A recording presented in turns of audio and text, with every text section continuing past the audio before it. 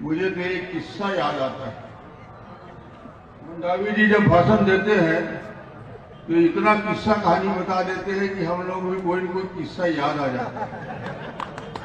तो मोहन मंडावी जितना बता रहे थे तो उसी में से एक किस्सा मेरे को याद आया जो भूपेश बघेल के लिए 100% सही है।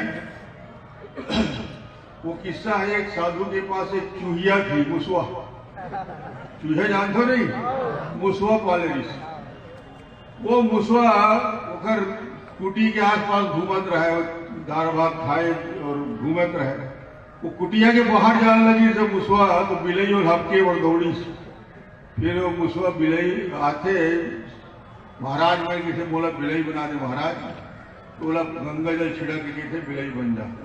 बिलई बन जाते तो गांव भर घूमने लगते, कुकुर धक्के पर तोड़ाते। फिर आगे किसे महाराज बोला कुकुर बना दे, गंगा जल छिड़क के कहते थे कुकुर बन जा। कुकुर बन के जंगल घूमे और जान लगी, इसको भगवा दौड़ते हफ्ते पर। तो कहते महाराज बोल भगवा बना दे। महाराज तो महाराज जी से गंगा जल हाथ में लिस और इसके भगवा बन जा। भाई भगवा जैसे ही बनते महाराज घर दौड़ते, अब तोला खाऊं महाराज।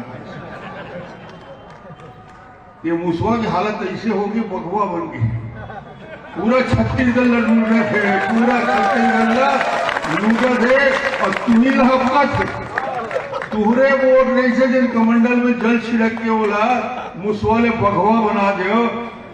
अब चुनाव आने वाला है 5 तारीख के, हाथ में गंगा जल लेके बटन कमल के बटन ला दबाओ और बोलो पुनः मुस्का भरो, ये भगवान फिर मुसवा बन गई। पक्की बात है, ताली बजा के दोनों हाथ समर्थन देंगे। ब्राह्मण नेता जी को प्रचंड बहुमत के साथ विजयी बनाना है। बाकी किस्सा कहानी फिर हम बताऊं। धन्यवाद।